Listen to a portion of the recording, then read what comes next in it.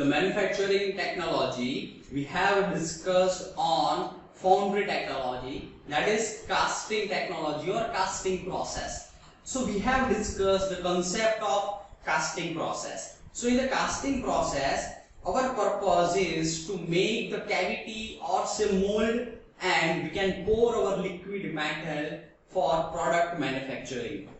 Right? So in the casting process, sand is very useful, or say sand is very important in any casting process. So generally sand casting is most frequently used because of economic point of view. Right? So in the sand casting, sand is the important ingredient. Right? So we have to use the sand for sand casting process. So in the foundry technology, in today's session, we are going to discuss on various molding sand used in this sand casting or say in foundry, and after that we will discuss various methods of molding or say how can we make the mold in casting process. Right? So let us start today's session with different types of molding sand available.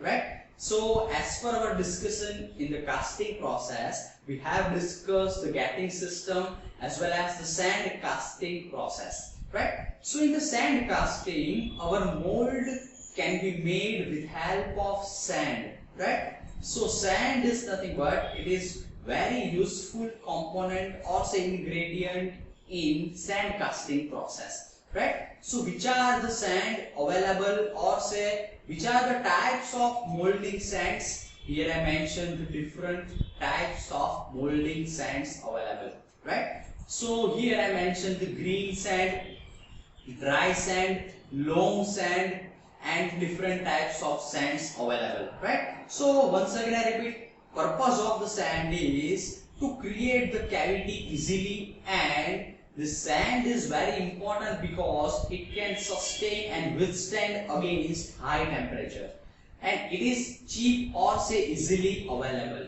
Right? So here I mentioned different types of sand that is under category of molding sands. Right? So here I mentioned the core sand, facing sand, parting sand also. Right? So purpose of all this sand is in the molding process we can create the mold which will be efficient, or say we can make the product with help of this mold effectively.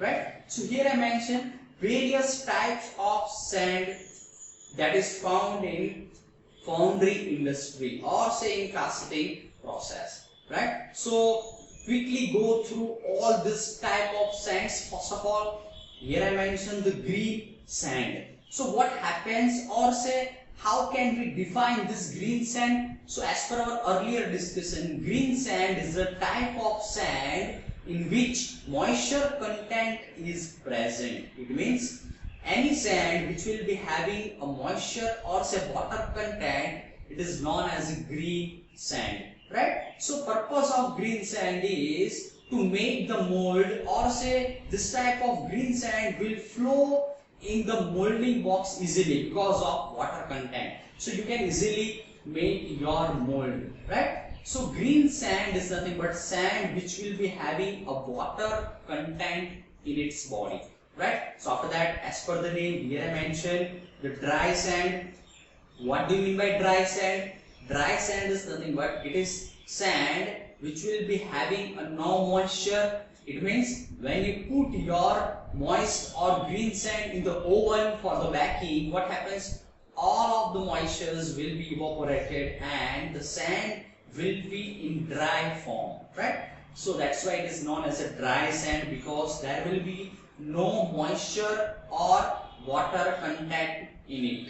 Right? So green sand and dry sand, and after that here I mentioned the loam sand. So loam sand is nothing but it is a sand which will be having a high percentage of clay, that is around 50% of clay. Right? That is known as a loam sand. After that, what do you mean by facing sand? So facing sand is nothing but it is the sand which will be in direct contact of liquid metal or say molten metal. It means when you pour your molten metal in the cavity, what happens?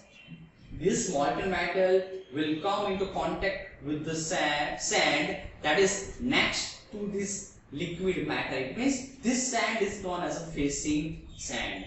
So it is a sand which will be having a high refractoriness, right? Because liquid hot metal will be come into contact with this sand, right? That's why this sand should be chosen very effectively, right? After that, as per our discussion, parting sand is there. It means at the boundary or say at the middle part or say at the parting line, this type of sand will be used, right? What do you mean by core sand?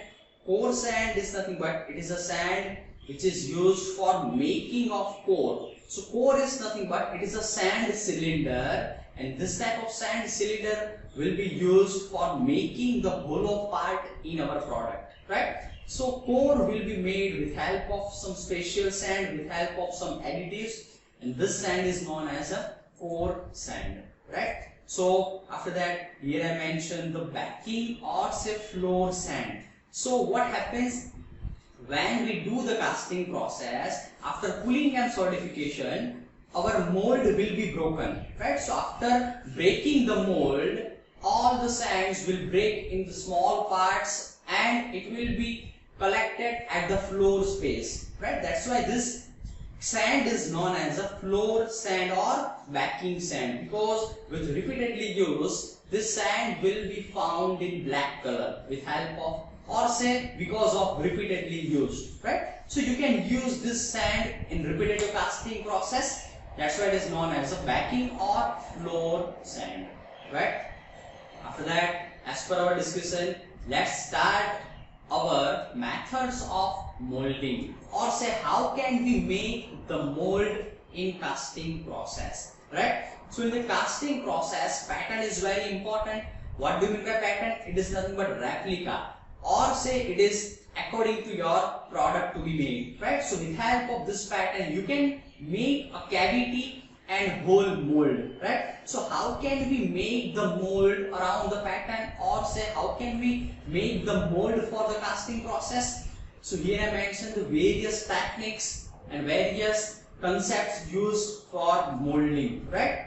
So here I mentioned the bench molding, floor molding, and loam molding, machine molding, etc. Right? So let us start our discussion with bench molding. What do you mean by bench molding? So as per the name, if you want to make a small product, we can or say you can create the mold at some height on the bench or say on the table, and that's why it is known as a bench molding, right? So this molding is suitable for the small products, right? So you can put your molding box on some height and you can do your casting process, right? So this is nothing but it is known as a bench molding, which is very simple, right? Because it is known as a bench molding, this process or say this type of setup can be done on certain height or say on the bench, right? After that, here I mentioned the floor molding. So for the medium or say for the medium large size job, you can go for the floor molding. So because of the size of your product, you cannot put whole molding box and all these equipments on some height, right? So it will be difficult to work at some height. So you can go for the floor space, and it is known as a floor molding because on the large floor space you can do the casting process very easily, right? So if the casting process is done on the floor, it will be known as a floor molding process. So it is suitable for medium or say large size job. After that, here I mentioned the pit molding. So as per the name here, this process is very suitable for the large size job, right? So for this pit molding, you have to dig or say you have to make a pit or say below ground level you can make your whole setup, right? So below ground level you can make the cavity and whole molding setup. You can pour your liquid metal and you can make your product with help of this pit molding, right? So as per the name, you can work with the pit, and that's why it is known as a pit molding process, right? So after that, here I mentioned the machine molding. So as per the name, what happens in machine molding? So for molding, worker or say with help of worker you can also make the mold, right? But it will be time consuming and also skilled worker will be required, right? So in case of machine molding, you can go for the machine, or say mold can be created with help of the machine, right? So that's why this process is known as a machine molding. Or in other words, you can create your sand mold with help of machine. It means ramming and all this work can be done with help of machine, right? So here I mentioned one video for the machine molding. So let's have a look on machine molding. So here with help of some hydraulic punch or hydraulic mechanism, you can do the ramming of the sand. It means sand will be properly filled in the molding box.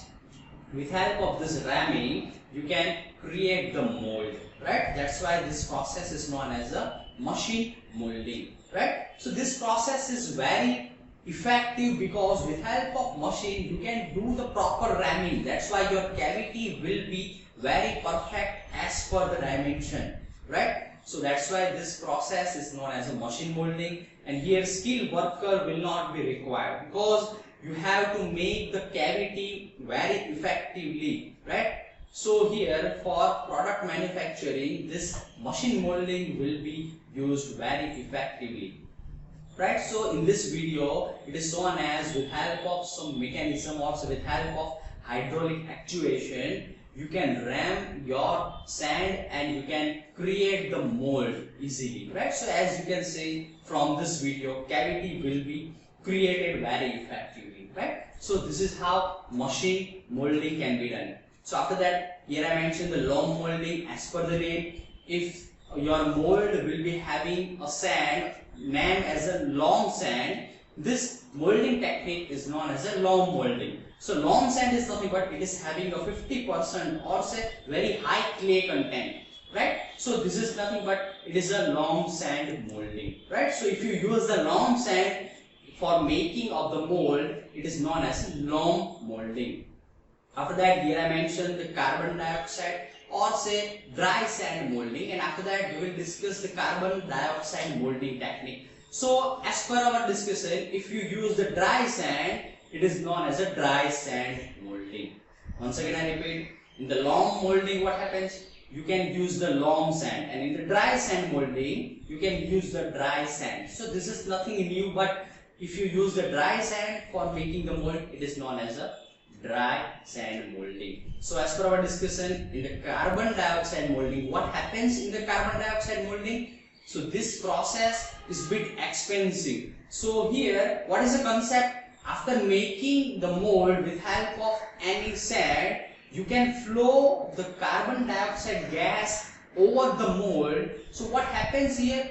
By reacting carbon dioxide with silica, there will be a silica gel formation. Once again I repeat, when you make flow your carbon dioxide gas with certain pressure over the mold, what happens? This carbon dioxide will react with the silica present in the molding sand, and this reaction will make the silica gel. So silica gel is a hard compound. So this carbon dioxide molding is very useful when your purpose is to make the hard mold, right? So you can make the hard mold because with help of silica gel formation, your mold will be in higher hardness, right? So carbon dioxide will react with the sodium silicate and it will make the silica gel, right? So this is the simple technique known as carbon dioxide molding, right? So these are the various techniques and molding methods. Thank you all of you.